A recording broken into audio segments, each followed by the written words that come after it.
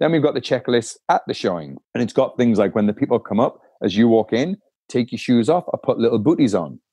I don't care if you don't do that at your own house. Do it in front of the tenants, because two things are going to happen. They're either going to copy you and do it, or they're not going to do it and just walk in. And now you think, well, okay, if they're not taking the shoes off now, what's it going to be like in winter when we've got rain, snow, mud? Welcome to the Rental Property Owner and Real Estate Investor Podcast, brought to you by the Rental Property Owner Association, providing benefits and services to real estate investors and rental property owners for over 48 years.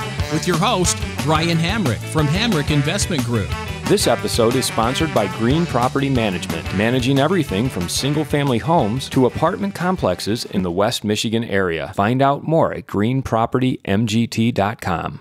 Before we begin, I have some very sad news to share with you. The RPOA lost a giant this past week. Tom Coetsier has passed away. Without a doubt, Tom is the most influential member of the RPOA over the past 20 years. He served many years as president, led many of our committees, and taught several classes. I knew Tom as the strongest and most respected voice anytime I was in the room with him. I learned so much from watching him lead during his time as president of the RPOA. Tom was also a mentor to me and always willing to share his advice. He was a strong advocate for joining an RPOA committee, and he encouraged myself and others to do the same. His opinions and viewpoint were always clear, strong, and to the point. He didn't mince words, and he always said exactly what he meant. It's a blessing to have the encouragement and influence of someone like Tom in your life, and I will always have his voice in the back of my head, helping to guide me and nudge me in the right direction. The RPOA would not be what it is today without Tom's many contributions, and I know many more people and organizations feel exactly the same way. Our condolences and prayers to Tom's family, Allison, Claire, Brady, who have suggested that in lieu of a public memorial, a contribution be made to Kids Food Basket at kidsfoodbasket.org. Tom, you will be greatly missed. Hello and welcome to episode 253. One of the reasons people are reluctant to start investing in real estate is that they don't want to deal with tenants, toilets, and trash. And anyone who manages residential real estate will tell you that it can be very stressful and time-consuming. My guest today is going to help us tackle those issues head on. He believes that property managers can take their real estate investments to the next level through simple tweaks to their mindset and tactics, especially when it comes to working with tenants. Gary Spencer Smith has over 20 years of experience in real estate, and he's an active investor with more than $10 million in single-family homes, commercial real estate, and resort properties. He also just completed his new book called The Property Manager Mindset: Reduce Stress, Save Time, Earn Money. And he's the co-owner of RevNYou, a growing real estate education platform. Gary, welcome to the show. Thank you. Thanks very much. Thanks for having me on. Why don't you just tell us a little bit about yourself and how you got started investing in real estate? Okay, so by the accent, which you might pick up, from the UK originally. I was unfortunate and fortunate, depends how you look at it, that my father passed away when I was 21, and I was left an amount of, not a big amount of money, but enough to buy my first property that kind of got me ahead on the ladder. So I had the single family home as a 21-year-old. When I went to the military for 11 years, served in the Royal Navy. And when I went into the military, I wanted to move down south, to where the base was. And I wanted to rent my first house out that I'd had. Anyway, my partner at the time, we decided not to do it. And it was one of those hindsights when you look back, I should have.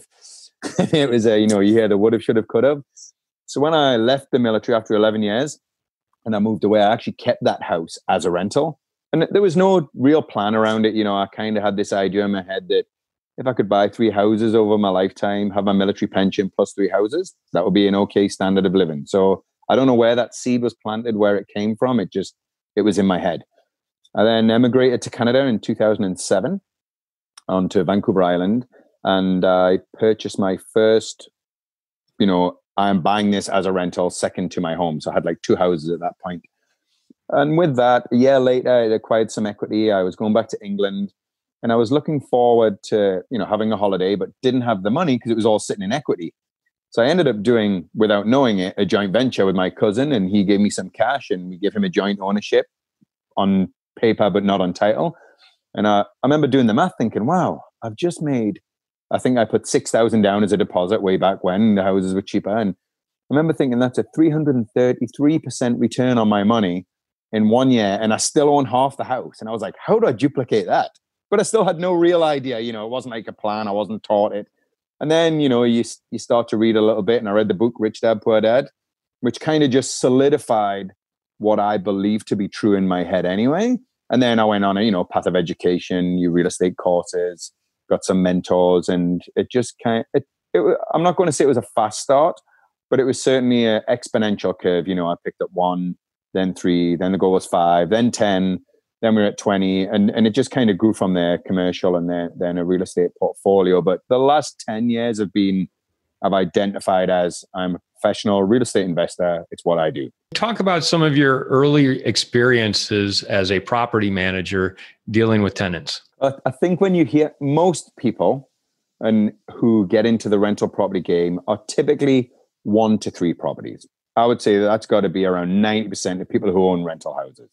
It's just an extra piece of property. So they get told, as I did, oh, you don't want to do it nice. Tenants are going to trash your place. Buy the cheapest flooring, buy the cheapest this, buy the cheapest that, which based on my tenant profile, sure, stuff got a little bit damaged, but I found there was more damage because I was buying cheap. So, you buy the $1 a square foot laminate flooring that falls apart after 3 years, and tenants are moving out. And I'm thinking, why am I changing flooring every 3 years? Why don't I just spend an extra couple of dollars, buy a sturdy floor that's going to last 10 years, and now I've not got to change the flooring every 3. So a lot of my experience came from just asking myself, how can I do this better? How can I do this better? How can I improve this? And I think that mindset came from the military, being taught, how can we improve this? How can we solve this problem? And I've always I'm an engineering brain. So I'm always a problem solver. So I'm always looking to fix problems, find solutions. And it was just through that I started to develop things that I would do that worked for me where I was investing. It's not going to work for everybody everywhere. And then I think, the first joint venture that opened my eyes, and then read a couple of books. And then I started doing very specific finding joint venture partners within my network and started buying real estate with a plan behind it. We are doing this for the next 5 years. This is my plan versus just owning it and seeing what happens in the next 20 years. So I want to talk about your book because I think it's a perfect topic for this show. It's The Property Manager Mindset, Reduce Stress, Save Time, Earn More Money. Why did you write this book? So that came about through, I speak in a few groups and I speak at various events, and people are always asking the same questions over and over. So rather than me type it out 100 times, I actually put together a little PDF. And it was just, maybe 50, 60 pages PDF of the most common things that I found around people's mindset when dealing with tenants. And we'll get into, not even using those terms, tenants. And then I would just, when people would ask the questions, just be like, you know what, I've got a PDF, I'll send it to you. And I just sent it. And then we went and put it onto our address, onto our, that's our radio there at the resort. Let me turn that off. There we go. No one's listening to me now. Then I got into sending it, putting it onto my website. People would start downloading it. And it was just, someone said to me one day, why don't you just add to it and make it into a book? So actually it was Julie Broad, who was the original founder of RevNYou, who now owns a company called Book Launchers. And she said, why don't you turn it into a book, and help use it for your business? So, and help other people, because I think sending people a PDF versus them getting a copy of a book in their hand, there's something about the credibility of having it between 2 covers with pages that's being published professionally. And it's not that I was trying, I'm not doing it to make money or to get rich off, I'm not trying to be the next, H.G. Wells or anything like that. It was just, I wanted to share information that's going to help people not make the same mistakes I did going through real estate. What is the property manager mindset? What do you typically see? And what are some of the tweaks you can make to that mindset to improve upon it? I think the biggest tweak, and this was taught to me by a man called Don R. Campbell, and I've used it ever since, and this was a massive mindset shift for me, was stop thinking of tenants as tenants and yourself as a landlord. Those terms alone are very, it dates back to way back in Europe when the landlord would sublet to a tenant and he would tax them and take the money off them. And I think if you think of yourself as a business owner, because that's what it is really, when you own real estate, it's a business, it's its own little business, whether it's a basement suite or whether it's, you have a multifamily. And then think of your tenants as clients. And I think when you get that mind shift, if you have a client that's going to give you $12,000 to $20,000 a year in your shop, if you owned a shop, not a space of air that you rent out, what would you do if that client came in your shop with their kids and the kids spilt a drink on your carpet, in your nice new shop that sells clothes? You wouldn't yell at them, kick them out the shop, ban them for life. You'd be like, you know what? I'll deal with that. It's $500. I'll fix it. You give me $20,000 of business every year. So why do we change that just because it's a tenant and landlord mentality? Whereas I'm like, if someone does something and you've got to really think it's a business. Is it still in profit? Like, I think our most expensive damage was $8,500. And we had a tenant trash the place. We all get it at some time. If you play this game long enough on a big enough scale, you're going to come across those people. That's just, the law of averages. And I remember walking in, and sure, I get annoyed. I've put all this time and effort into providing a nice home for somebody, but I just walk away from it and I think, okay, how much money did this person put into my business? How much expense did I have? And what was my profit? And if I'm in profit, I smile, and I'll do that over and over and over again, because it's a business. I provided jobs for people as well that were going to, now repair this work. So you're providing jobs for people. You're still making a profit in your business. So why allow that to upset you? Because it's only us that get hurt when we get upset. It's the stress that we get. We put ourselves into an early grave. We increase all the bad chemicals in our body when we get annoyed and wound up and angry. So it's really learning to shift and look at problems differently so you don't get annoyed. Yeah, and it sounds like part of that is to just separate yourself emotionally from what your residents are doing. But I want you to go back and quantify that example you just made, where the guy cost $8,500 worth of damage. Now, are you telling me that you just looked at how much you were making from him over the year and said, oh, that's okay? Or did you actually bill him? Oh, no. So this is what happened. So our tenancy laws are pretty strict here in British Columbia. The tenant, I would say it's more in favor of the tenant than the homeowner, the business owner. And what happened, and it wasn't a he, it was a she actually. So she was in a relationship that went south, and then she started drinking a bit, had kids in the house, and the kids drew on every wall with crayon. There was a hole punched from when her and her boyfriend had spread up in the walls. It was an accumulation of things that just added up to that expense. So I'm not saying I didn't walk in and I wasn't seriously peed off. Like, I was furious. This is still my business. So I walked in, but then, you go home, be annoyed. It's just don't stay annoyed and don't let it eat you up. So then I went away, I did the math. They'd lived in the house for nearly 3 years. They'd paid down close to $18,000 of principal. I'd made decent cash flow over the years. So I added up all the cash flow. I subtracted the expenses that I had over the time. And even though it cost me $8,500 to repair it, I was actually still around, a good few $1,000s in profit, like a good few thousand. So I'm like, I'm in profit. So why am I annoyed that I'm in profit? And the question was because I had this perception that they should leave this. And when people don't meet my expectations, that's when your problems break down. Now, there are a way of setting the expectations and understanding. And absolutely, I went after the person. We filed, we took them to court. I've got a court injunction against them. And as soon as they get any money, we can start claiming off them. So if they end up with a job or anything, a car, a house, we'd be able to claim against them. But I'm not going to lose sleep over it. I'm not going to, not go out and enjoy myself, or, I'm annoyed for that time, but get over it quick and understand that, look at the bigger picture and then move forward from that. That's what I try to get with a mindset around when people cause damage. Still deal with it, still get annoyed, but don't let it eat you up. Okay. So take the bigger picture viewpoint, more of a Zen approach to management, and separating the emotion from it. And I want to talk about the emotion, because a lot of times residents use emotion as a tool to manipulate rental property owners, managers into getting out of costs like that, or getting away with things that they shouldn't get away with. Can you talk about that and how we can put up our defenses against those types of emotional manipulations? I think a lot of those emotional manipulations, they start before people move in. And that's when people are, they're looking at the properties, they're showing it, and we get the sob stories. And this should be for everybody, one of the biggest flags that gets raised, red flags, should be if they're telling you a sob story.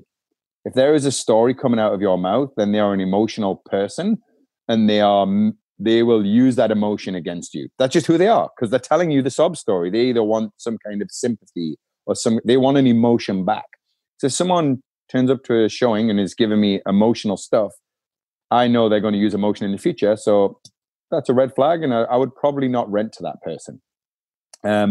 The other thing for your own emotion, I'm not saying you won't get emotional. Like when that $8,500 happened, believe me, I walked out, I booted the garbage can. I was so it's not that you're not going to feel it. It's don't let it eat you up and don't let it consume you. Take it to the business decision. And if someone's trying to use emotion at the start, the last landlord, he would never fix anything, and I'm such a great person, and my check didn't come in, and the dog got ran over, and all that. I'm just red flag. I'm like, yep. And you got to learn to ask yourself, is this a business decision I'm making, or is this an emotional decision? And if it's an emotional, stop. Like, don't do that. And we have spreadsheets and lists that we have, and we grade the answers that people put on, and based on that score, that determines whether we take that conversation further or not. So for example, how does someone answer the phone? Are they really polite when they answer the phone? Are they rude? How did they correspond with me electronically? Did they do the things I asked them to in the advert? Like send me your email, your phone number, why you want to live in the house. Like I give very specific instructions. And if they can't follow those instructions, they get a low score. And if they end up with a low score across the whole process, I don't rent to them. I've just taken the emotion right out of the decision, because I'm emotional. I get excited, I get happy, I get sad, I get upset, I have empathy. But if I'm making decisions with my emotions, then they're not. We don't make good decisions when we're upset. We don't make good decisions when we're sad. We don't make good decisions when we're angry. So how can you remove emotion from the process? Develop a system that you can follow that has no emotion in it. It's a score, it's a number. And if the number's below 20, they don't get rented to. If it's above 40, I'll consider them. So that's kind of what I developed to remove my own emotions out. I'd like to take a moment to tell you about Green Property Management. Not only do they manage everything from single-family homes to apartment complexes in the West Michigan area, they also manage my entire portfolio. So I can tell you from personal experience that their unique flat fee management style is worth a closer look. If you feel that your property isn't operating to its fullest potential, then Green Property Management can help you take a holistic approach that will save you money, eliminate your headaches, and increase your net income. And if you're a property manager interested in applying Green Property Management's model, give them a call at 1-866-95-GREEN or visit them on the web at greenpropertymgt.com. And I like that because you're weeding out the emotional manipulation right from the start by looking for those red flags. But what happens when that tenant is already in place and something comes up and they can't pay their rent? I think, we are human beings. We've got to look at each situation individually. Has that person literally just come out of a relationship? Like, is that true what they are saying? That's the first thing I would step at. Is there truth to it? What's the history been like of the person? Like, if they've been an A1 tenant for 3 years and they're going through a time, they've just broken up on their relationship, because that happens all the time. They've had someone pass away. They've just lost their job. Then we are like, what can I do to help that? What can I do to help that situation? It's not emotional. It's, hey, can I help this person for a couple of months? For example, with COVID going on, we've got some people that, they were laid off from their work and they literally were struggling to pay their rent. We were in a situation where we had good cash flow on the house. I was able to take $200 to $300 off a couple of people and it would help them out that month. Now, I'm not losing money at that point, but I'm also building a relationship where it wasn't emotional. I could see they were upset. So I'm not being played. It's something that I could make a business decision around. Am I losing money? No, I'm not. Am I able to help them in this situation? Yes, I can. Am I going to do it forever? No, I am not. But I'm willing to help you out for the next 3 to 6 months. And if you can't do it, then we got to find another solution. We can come up with some other kind of plan that's going to help them. So it's always relating it back to the business. How is this going to impact your business? If it's going to really negatively impact it, I think where a lot of people get emotional is most people that I find that have 1 or 2 properties, they use that money every month to pay the mortgage. They haven't built up an emergency fund. They haven't got things in place that can help them when emotional things happen. And then they become desperate, and we make decisions from desperation. I've been that way. I'm suddenly subsidizing one of my first rental because the tenant wasn't in there for a month. So now it's coming out of my paycheck to help cover that rent, because that's when we start making bad decisions. That's when we start making knee-jerk reactions. So you can plan to be ahead if something like that's happened. I can't pay rent. Well, every account for every rental, and I tell all people that we coach, you should have at least 3 months rent and expenses sitting in an emergency account. At the day they move in, you should budget for that at the time of you doing your renos. And if that gets depleted, use your cash flow to top that back up. We usually sit between $5,000 and $10,000 per property in an emergency fund, because there's nothing really more than $10,000 that's not insurable. And if it's insurable, insure it. And then it's not a stress. Yeah, I agree. I think, that's kind of what I shoot for with my smaller properties is 5,000 to 10,000 for each property to cover property taxes when they come up, insurance when it comes up, and then just have that cushion there for when we go through the vacancy period, which having that is helpful in paying the mortgage. So that's great. And it's going to happen. You are going to be vacant. You're not going to be full 24/7 for the next 20 years. It just, I don't know any house that's done that, because you're going to have to go in and paint, which means you'll need someone to move out and have a month to get the work done, to put the new flooring in, to update the kitchen if you're holding the house for 20 years, because the avocado and the mustard colors that were great in the 70s that we see in the houses we're picking up now, they need updated. And the same is going to be in 20 years. They'll need updated again. So factor that in. And that comes down to planning. I think when people buy a house, a lot of people buy on emotion because they get sold on, especially, there's a lot of programs that go around promising, we see the HGTV shows, they're promising $20,000, $30,000, $40,000 of overnight money if you do this, this, and this. And sure, it can be made, but that's not the normal for most people with a rental house. And I think people have to normalize everything and not the stuff that just makes good TV or good radio or good, sure, we can make those kind of numbers. But the normal is someone's going to buy a house, make a couple of $100 cash flow per door, and then they're going to pay the house down over time. That's usually where most people realize the benefits of real estate. Do you analyze for like the worst case scenario so that you can prepare for that? And if so, how do you do that? So every single time, it depends on the house I'm buying. Like if I was buying a newly renovated house ready to rent, I would still want my 3 months rent, and I'd start putting the cash flow away till it was around $10,000 before I was starting to take money out of it. And then what I would look at is, okay, how old is my hot water tank? Because, we're changing them up here. We got to change them every 10 years, usually for our insurance, electric or propane. So I would look at the tank and go, okay, how much is a tank? Okay, that's $700. I'm going to divide that over the 10 years and put that small amount, leave it in the account, and it'll build up. And it'll just add up like that. Same for the roof. What's the life of my roof? 15 years. What's my cost per month? And you end up, you're talking $3 to $5 for your major appliances over the time frame that they're allowed. And I leave that in the account and I just don't take it out as cash flow. Just let it build up. So then by the time it's due to be renoed, you've already budgeted ahead of it. You're kind of thinking like a fire station. The fire chief plans for buying the fire engine in 20 years, but he doesn't do it 2 years before it's due. He starts 10 years before and budgeting for it then. You got to do the same with your house. What am I going to do if that's your plan to keep it for 20 years? If your plan is to flip it to, are you going to hold it for 5 years or 7 years? Because it depends on where you are in life. A lot of my joint venture partners, we're holding properties for 10 years. That's our, between the 7 and 10 year mark.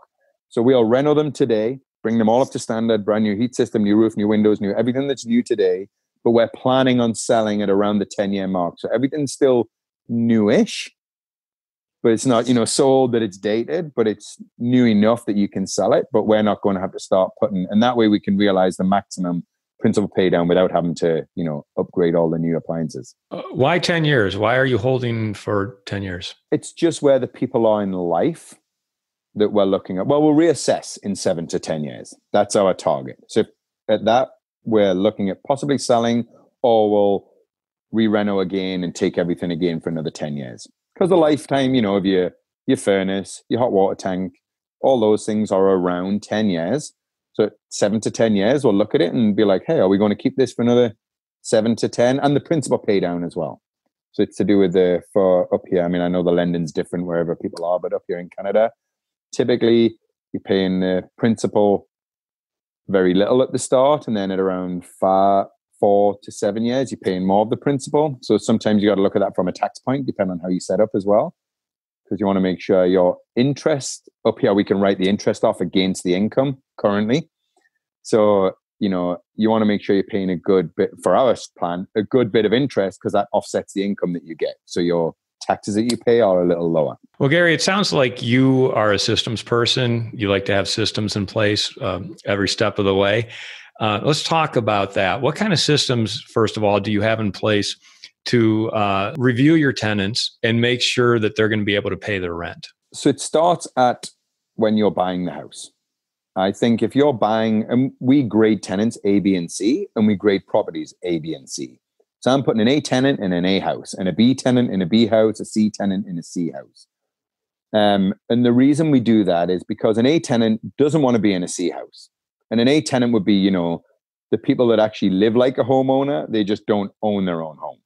That would be the people that'll keep their lawns nice, they'll paint the rental house themselves, they'll manicure it as if they were a homeowner. A C tenant is someone that, something breaks, they're getting on the phone. They're not even going to attempt to fix it. They might live check to check, and they might be out of work for a month at a time. So you might have to help them for a month while they find a new job. But they're typically, what I would call blue collar people that are just, living their life check to check. And then I think the systems that I have, so that's first of all, make sure you buy the right house for the right tenant that you want to rent with and deal with, understand that. The next one is the system of how you advertise and where you advertise. So we'll do a Google search for 3-bedroom house in, Johnsonville. And then we will actually look at what comes up on the top 3 pages of Google and make sure we're advertising on all those sites. And I write the advert out once, I take the pictures once, always on a nice sunny day when the yard work's all perfect and the grass is mowed. So even if you're advertising the place for rent in February, that's the picture that goes up, is the sunny picture. You don't go take it on the day on your phone and just throw that up. I would also, once people are in, the questions that we ask, we grade the questions. So we give them a number. We got a set list of questions, and then I grade them 1 to 5 based on the answer that they give. And then that number determines whether I don't rent to them, I inquire further, or I inquire a little bit. Sometimes the question might be like, well, where have you lived before? And some people have a story, I was in Alberta, then I went down to the States, then I went. So you would need to investigate that further to verify it's true before I give it a score. And then I just use the scores to make the decisions. And if they're below a 20, I'm not renting. If they're above a 40, yeah, they're in contention. I also make sure the income is about 30%. Like, my rent has to be 30% of their income. So if my rent's $1,000 a month, they've got to be earning at least $3,000 a month in that household. Otherwise, it just creates financial headaches for them because they're struggling to pay the rent anyway if they're at like 40, 50%. So something happens in their life, new tires on their truck or their car. Now they're not paying your rent because they had to put tires on the truck because they got to use the truck to get to work.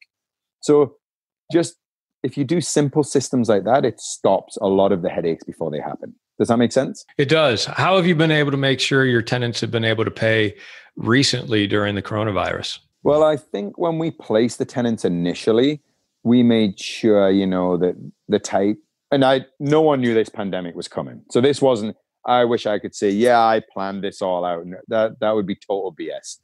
I've been really lucky, and we're lucky on Vancouver Island that a lot of the places stayed open. My rents are also where most of my portfolio is, are in areas where the work didn't really stop. It wasn't, like a major city where they just shut down. We were like, a lot of bush workers, so, loggers, things like that kept ticking along. So I've been really lucky in that. The only one that really, where, we said the two where we give them some money off, they were working on a project that got shut down. And she had a couple of side jobs. So you don't want a single income with a single person. You've got a single point of failure in your system. If you've got two people living in a place minimum with two incomes that are in different industries, you've already diversified your risk. So it's things like that. I don't want two people that both work in McDonald's, because if one's leaving because they got fired, the other one's probably leaving anyway because they're together. What other systems do you have in place? I mean, do you have systems for like tenant walkthroughs, repair requests, and things like that? Yeah. So we've got a form for every step of the way. So even when we buy a new property, we've got a form that we fill in that we are like, what is the bedroom like? What are the sizes of the bedrooms? What are they? And we fill all that information in as we purchase a new property. Then we use that information to write an advert, and that'll say where the schools are, how far the schools are, where the nearest park is, where the nearest shops is. We use that system to then write the advert, which is another sheet, which states where the advert is, and it's got the list of where that would be advertised based on the Google searches. Then we have the system of the tenants moving in. So we've got the pre-tenant walkthrough, where we go into the house. If it's cold outside, you make sure the house is warm. If it's warm outside and hot, you make sure the house is nice and cool. You make sure it's light. So it says like, switch all the lights on, make sure all the toilets lids are down, make sure, or if the smells, if the house has been empty for 3 weeks, open the windows, get some fresh air, then close it and get the house to the right temperature, whether that's cold or warm, depending on what's going on at the time of year. And it's just little tick boxes, and we just tick it as we go through, because we forget steps. We're human, right? So I made the mistakes of forgetting things, and now I've got the step box. We've got little plugins. So when you plug it into the wall before the people walk in, it now smells of vanilla throughout the house. So when people walk in, you're now hitting all senses. It's nice and bright. It's airy. It's clean. It's the right temperature. They got a nice smell as they walk in. If people smells clean, they think it should be clean anyway, but smells clean is clean. That's all in their mindset. Are all the little switches fixed, the little cracked light switch? Because even though the little light switch might be cracked and there's nothing wrong with the switch, people think, electric's bad in here. It's got nothing to do with that. It was just a cover plate. So we've got little checklists that you go through before you do the showing.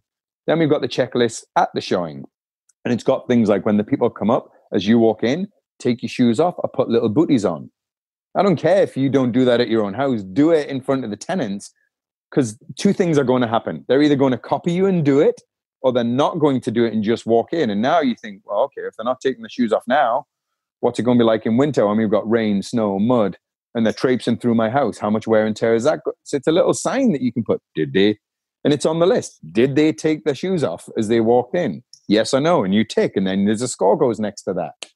So all those little systems, when they move in, we give them a tenant handout folder. In the tenant handout folder, it shows them where all the emergency shutoffs are, the water, the gas, the hydro.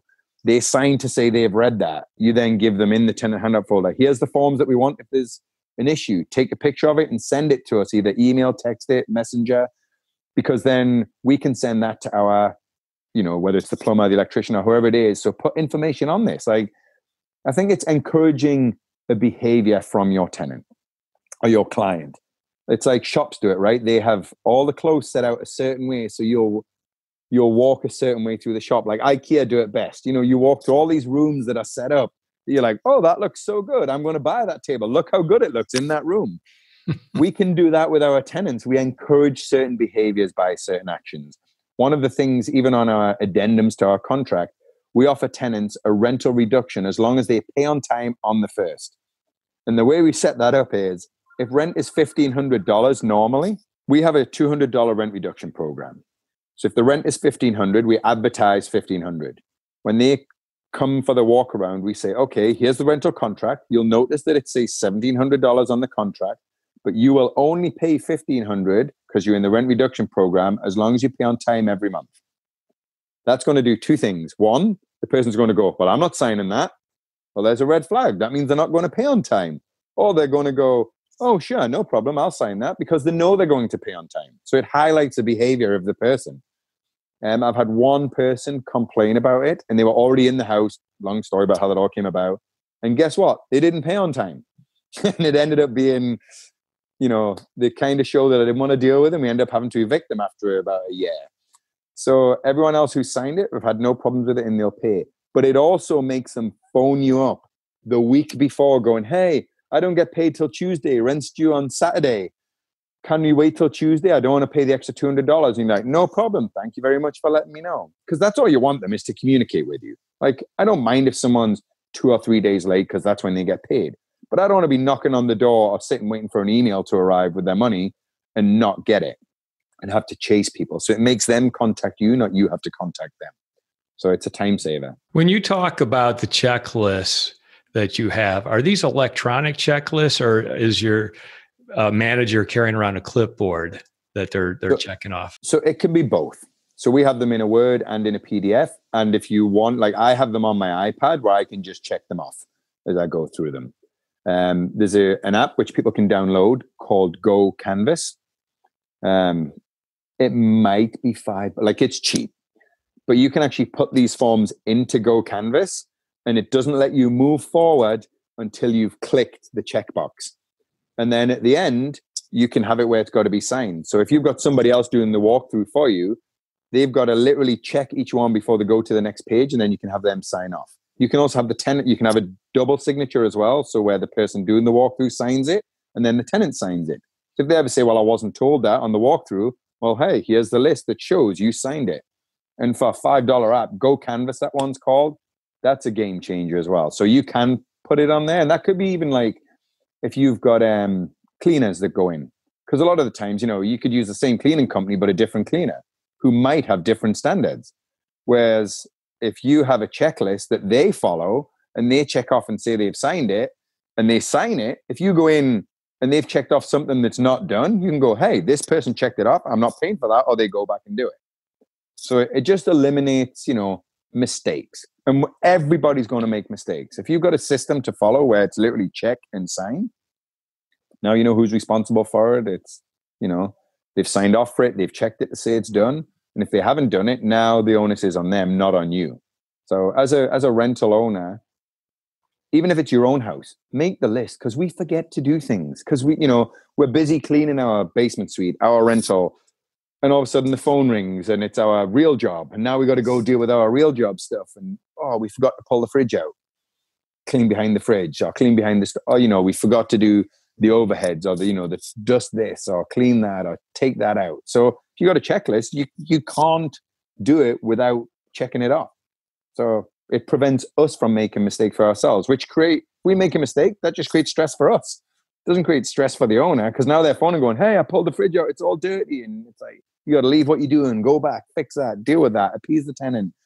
Just eliminate that from the start by having a checklist. Can you talk about the systems you also have in place for attracting the best residents? I mean, especially when it comes to marketing. We obviously take all the data of our tenants. Every time when they become our tenant, we capture all their email. We keep in contact with them about 3-4 times a year, usually through an email. And we just use MailChimp. There's lots of free mail things out there, but it's a free system. So it says MailChimp on it. That's the one that we use. And we'll send them an email, typically around fall, saying, hey, everybody, just a reminder, fall's coming up. Let us know if there's anything you need going on at your house. Do your gutters need cleaned? Because it's our responsibility to do the gutters. You can just have a look around outside. If anything needs repaired before the winter, we'd rather deal with it now before we get into winter. So we'll send that email out. It also allows us to communicate. Usually we'll get phone calls after that email goes out saying, oh yeah, by the way, I noticed this, or this needs fixed, or hey, I've got a pile of such and such. Can you send someone around to help us with this? We'll do that in spring as well. Hey, spring's here. Just a reminder, no filling your big swimming pools, or if you do, you're going to be responsible for the water bill, just so they're aware, and it makes them, conscious of their actions. And then they can't say that they never got that delivered. Because MailChimp, you can look and say, hey, you opened it on this day. So I know you read the email. What about when you have a unit that's available and you're trying to attract a tenant? What systems do you have in place for maybe writing the copy or putting together an ad that will attract the best tenants? So the copy that we have is written based on when we buy the unit. And then, it's first renoed. We take all the pictures then. We get nice, use a nice, good. I know most phones are good nowadays, but we'll do things like if you can take it on a wide angle lens, do it on that. Or if you can take, if you go and advertise on Facebook, for sure, you can do the pano, where you pano around the room, and then people can look on the picture with their phone, because most people are looking on their phones, and they can actually move around the room and look at the room and get a feel for the room. So there's things like that we'll do. This is actually we've got a list as well that actually says, take the pictures like this from this angle with this type of, scope if you're posting here. When we're writing the copy, we write it once. But when we're writing copy, we don't write it. Typically, most adverts are 3 bedrooms, 2 bathrooms, close to schools, $1,100 a month, must have, pets acceptable, need references. That's what most people put out. We tend to say, imagine if you could just walk out your back door with your dog and go onto the trails on a nice crisp morning as you walk your kid to the school, which is only 2 blocks away. You've subconsciously put it out there that you accept pets. You've got a yard. You're close to trails. You're close to schools. People are now visualizing themselves doing that, which makes them want to come to your unit. So we write it like that when we're putting an advert out.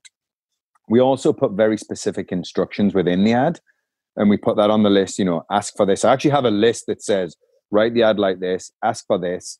This is the kind of copy we want in. We also put bullet points in, because people don't read. People peruse and scan. They're very quick. They want to look at some pictures and scan. So the things that are really important, like brand new kitchen, stainless appliances, put it in bullet points throughout the ad. No one uses bullet points in a rental ad. They'll write a group of text that people might read, but really they're looking at the headline, they'll fly over the thing, and they're looking for a price. That's typically what they do. So if you want people to do something, encourage the behavior, highlight it, put it in bullet point, make the bullet point bold of the very key features, and then have your little story below so if they peruse more. And make your pictures suitable to the advert copy that you're writing. If you're saying there's trails nearby, have a picture of the trail. Like, if you're saying you've got a nice yard for your kids to play in, have a picture of the yard. People don't give a about the bathroom. You don't need a picture of your toilet. People are going to sit on the throne and do what they're going to do on the throne. Don't put that in your copy. Like, it's a waste of space. Like, use the things that are going to sell the house. I know I found it when I was buying houses over here from the UK. It would be like family home, but there was no pictures of the yard, no pictures of my kids' bedroom, no picture of the dining place, which is going to be the hub of the home, or the kitchen. Everyone wants a nice kitchen. So if people are putting, as lots of people do, the cheapest kitchens in with the cheapest appliances and everything's white, and you've now got a nice, gray cabinet, a nicer countertop, stainless appliances. If people see that and they've got a choice of plain kitchen or nice kitchen, which house are they going to choose? People have a choice. Whether people think, it doesn't matter what the vacancy rate is, they still have a choice. They might be desperate, but you want them to choose yours ahead of others. So I always make sure that our ads are a little bit different to something else that catches the eye. Make sure your pictures are a little bit nicer, and make sure your unit is a little bit nicer. You don't have to, put granite countertops in a working class home, but you do want to make sure you've got nice countertops. You don't want to have, crappy kitchens. You want to have a solid kitchen, so it's going to be robust and last. I mean, if anyone who's got kids, you know how much abuse kids put on a house. They're slamming doors, they're writing in crayon. So why not make things that can take that? And then now you don't have to deal with fixing it in 6 months or a year or 2 years when the people move out. So solve the problems before they happen. And we have a what if list as well, actually. So I'll go back. If you're not sure what happens, write down what if and just dream the worst things up possible. What if someone puts a knife in the door?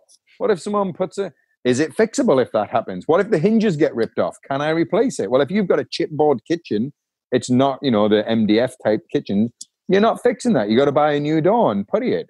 But if you got a solid wood kitchen, hey, that's fixable because it's a piece of wood. So now it's a choice. Am I going to put that kitchen in and pay a little bit more and reduce that headache? Or am I willing to accept that risk? So, Gary, can you tell us what are some of the most common tenant problems and how you deal with them? I think the three biggest problems that I see that are problems for us as the business owners is the tenant not paying rent will be number one. I think that's the biggest problem for everyone because that's the life, that's your cash flow for your business. The second problem would be damage that we see, whether that's accidental or deliberate. And then the third problem would be when tenants don't follow your rules per se about, I don't want to say entitlement, but I guess that would be a good word. Yeah. The entitlement that they have around the home and their expectations of what you should be doing for them. The first one with non-payment of rent, then we have, we've got the rent reduction program, which encourages them to communicate with us. It also allows you to increase their rent, revert back to the $200 increase without, fining them. So it's like, hey, if you don't pay on time, your rent's reverting back to the original amount on the contract. So it encourages a behavior that instead of them coming to you for the loan, they'll go to someone else for the loan. I think as well, if you offer multiple ways to pay, as a business owner, I would say go and get a PayPal or a Venmo or some kind of business account that allows someone to use a credit card. I'm not encouraging people to pay their rent by credit card. What I am saying, if someone doesn't have the ability to hand over the cash, whether it's, an electronic transfer or a check or however you usually accept it, have multiple other ways that they can make payments, partial payments, where you can get paid. And if that's the case, you're not responsible for other people's finances. You're responsible for your business. So you want to make sure people can pay you. That's why when you walk in a shop, they'll accept cash, credit, check. Why don't you do that as your own business just because it's a rental house? So find a way that that's able to be done. You can get things on your phone where people can swipe a card sometimes. So offer multiple ways to pay. Offer payment solutions as well, right up front. So in our tenant handout folder, we offer people, because people get paid bi-weekly. Well, bi-weekly doesn't match the monthly payments that you've got to make. There's a shift in that schedule. So we basically offer people to pay their rent bi-weekly. We will offer people, we'll take your rent, add it up over the 12 months, divide it by the 26, and take it bi-weekly. And what day do you get paid? And make the bi-weekly payment. So now every paycheck, they give you that portion of rent. The other way that we'll offer it, we call it the 11 or 10-month payment program. So people can take their rent, add up the 12 months together, and they can pay it over 10 months if they want. And they can choose the 10 months they want to pay it in. So for example, someone could pay February to November and take December and January off because they've already paid that rent. They're just paying a little bit more each month. But now when Christmas comes around, now they've got some extra money in the bank because now they don't have to pay rent that month because they paid it in the other 10 months. So now they can buy the kids what they want. I don't know how many people I speak to that like, oh yeah, January's coming. Here come all the phone calls from the tenants that they've got no money because they spent everything at Christmas, because people will say things like, well, I had to give my kid a Christmas. It's like, yes, you did, but you didn't have to spend $5,000 on your kid this Christmas and not pay your rent. Because I think it's more important that you put a roof over their head. That's what you want to say. But what you can say is, hey, why don't you do this 10-month program? And then at Christmas, you'll have a full paycheck you can just spend on Christmas. And some people take it up, some people don't, but just offer solutions to problems that are going to happen. That comes back to that what if conversation. The second one is around the damage. Depending on the local rules, I always try to get as big a deposit. Most allow you to take 1 month's rent, and good luck chasing people for damaged stuff after they've moved on. It's just, for the most part, it's a stress and a headache to yourself. And if you can evaluate,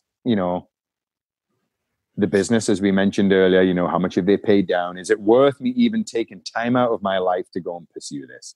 Unless you're a full-time investor and you have the time and the systems and you understand the processes that you got to follow. For most people, it's a headache. It's a heart attack waiting to happen. It's a paperwork nightmare. So if you can alleviate that up front by perhaps charging a little bit extra in the rent, charge $50 extra if you can, and put that $50 in the repair fund. If you're going to have that type of tenant profile, if you're on the C profile where they're going to be a bit rougher with the house, charge a little bit more of the rent if you can. If you can't, and you only take a market, take a bit more out of your cash flow. Don't pocket as much money. Put a little bit into that fund. You mentioned, $5,000 to $10,000 in your smaller homes. Get that fund to $15,000 if you know it's going to be. So now when you're on holiday with your family and you get the phone call saying XYZ's been broken or they've left, you're not stressing because you know the money's sitting in an account already. So plan for it to happen. And if it doesn't happen, great. You've got some extra money in the account. And if it does happen, great. It's already paid for by the tenant. You're using their money to pay for it. Try and get it all planned ahead of time so it doesn't become a stress. I think when people run their business too lean with tiny margins, that's when they're running into trouble. People often get into a house, they'll maximize everything just to get in. And I'm not going to say don't do that. I did that. I was literally, but my earning capacity, I had a job. I had the ability to cover rent for maybe a month. But as I've learned, looking back, I create a lot of stress, a lot of headaches. And stress doesn't just come on you. Stress happens to your family because you take it out on your partner, your kids. I'm not saying you're shouting and yelling, but you're typically shorter because you're dealing with this other third problem that's happening over here. So imagine that happens on holiday. Now your holiday's ruined because now you're not. Whereas if you've already got the money in an account, it's a phone call. Oh, you're joking. That broke. You phone the plumber up. Hey, can you go and deal with that? You going tomorrow? Awesome. Pick the tenant up. Hey, guys, come around to fix it. Don't let it happen again. I'll deal with it when I get back. Click. And then carry on with your holiday. That's really what we want to do. We want to use real estate to help us live a life. We don't want real estate to become our life and take over it. So enjoy the things and use real estate to fund it. You also brought up the third thing, keeping tenants aware of the rules and keeping them following those rules. What's the mindset shift there? I think the mindset shift for us is to understand that tenants don't think like homeowners. They are not. You are a homeowner and you're a business owner. That's why you own a home and that's why you own a rental. That is not how they think. And you got to understand they don't think like that either. They think like a tenant. So they think it's your responsibility to give them X, Y, Z. That's that entitlement. They think it's your responsibility. Like, here's an example I'll use. We had a tenant that moved in. We give them a beautiful home. Actually, it was the $8,500 tenant. She moved into this nice home. It was fully renovated. When things started going downhill, all of a sudden she phones us saying, hey, you have to come and clean my windows. There is mold on the windows. I was like, I do not have to come and clean your windows. I actually provided you with a beautiful home that you've allowed by not cleaning mold to appear on the windows. Now, because I knew the Tenancy Act, I then went and printed out the part of the Tenancy Act that explained the tenant's responsibility. I then printed out, we actually went in and helped her clean it initially and said, look, just so you know, here's your responsibility as a tenant. Here's where it says it in the act that you're responsible for it. We're going to help you this time out of a courtesy. And then we expect you to maintain that. So I paid cleaners. It maybe it's cost me like $200 that month. And then I did it. I let her know the responsibilities. One of the things it said was, if you are in a cold area and you have a humid house, one of the ways of eliminating humidity, if you don't have a dehumidifier, is open your doors and windows for about 5 minutes, let the cold air come in, it'll dehumidify your house. She was like, well, I'll lose all my heat. So I also had, because I knew that would be the question, printed off where your heat is stored in your house, which is in your furniture, your walls, and it explained opening your windows for 5 minutes, the air will get cold, but within 5 minutes, the heat is released back from the things that store the energy back into the home, and it doesn't actually cost you any money. Your heating bill is not going to go through the roof for doing 5 minutes every couple of days to dehumidify your house. And once they're aware of that, they're like, okay, now it's on them. It's not that entitlement. So, you're not getting, it's again, knowing the rules yourself, knowing what they're responsible for and educating them. And that starts from, when they move in, the walkthrough with the tenant, explaining what their responsibilities are, giving them in the tenant handout folder what their responsibilities are, showing them that you know the rules. So now in our tenant handout folder, it actually explains about mold, mildew, moisture, what they're responsible for, what they have to do, what the tenant has to do. Now they're not picking up the phone with that level of entitlement telling you have to go do it, and you're now dealing with an irate tenant. You'll be like, hey, remember page 11 on your thing? Yeah, just go read that and then we'll speak to you later. Okay, bye. Click. Now it's on them. So it's encouraging and teaching behaviors. Gary, can you tell our audience, those who might want to get in touch with you or find out more about you, how they would do so? So you can look us up at RevNYou, RevNYou.com. I can be emailed at Gary@RevNYou.com. We also have a YouTube channel, RevNYou, RevNYou, which we try to put up a lot of content, or there is a lot of content on there already. And we try and share stuff. If people want a very specific thing, they can mention it to us. We try to do, a video for it just to help people. We've got ones about things that tenants don't clean, move out inspections, the top 5 lies that tenants will tell you as well. We got a video on that as well, and ways around that. So if people want to reach out to me, they can reach out to me through social media as well. They connect to me through Facebook, send me a message on Messenger, anything like that, or an email. Email is probably the slowest way for me to react because I turn my dingers off so I don't get distracted. But yeah, if people shoot me a message on Messenger, anything like that, I'll gladly help where I can. They can also, get a copy of the book on Amazon, the Property Manager Mindset. They can download that on Kindle, or please buy the copy of the book, have a read of it. Any questions? There's also stuff on the RevNYou website where they can go and download these systems and forms that we talk about, the checklists that they can work through. That's all available on there as well. And we did it at, I think the checklists are like $2 each because we wanted it to be the price of a cup of coffee. So you can either sit and make them up yourself, or you can take ours as a template and go from there. Your book is called The Property Manager Mindset, Reduce Stress, Save Time, Earn More Money by Gary Spencer Smith. I've really enjoyed talking to you about the techniques in your book. I think they're fantastic. And thank you so much for sharing them with us today. You're welcome, Brian. And I know one of the chapters that I had there was, a fire, 2 floods, a drug house, and a dead guy. That's one of the chapters in the book. And that was 1 month of my property management company last year. And I think if people read the book, it'll help you understand how you can deal with problems of that level and less just by having a simple mind shift. Because the goal is to help real estate, really fund your life and not become the stress in your life. And that's why I wrote it, to help people. I want to thank everybody for listening to this episode. I'm your host, Brian Hamrick from Hamrick Investment Group, and you can find out more about me by going to higinvestor.com. That's higinvestor.com. And you can also ask questions and join us on Facebook by going to RPOA, Rental Property Owner and Real Estate Investor Podcast. This episode was sponsored by Green Property Management, managing everything from single-family homes to apartment complexes in the West Michigan area. Find out more at greenpropertymgt.com. You've been listening to the Rental Property Owner and Real Estate Investor Podcast, brought to you by the Rental Property Owner Association. You can find out more at rpoaonline.org. If you enjoyed this podcast, please go to iTunes to subscribe, rate, and review.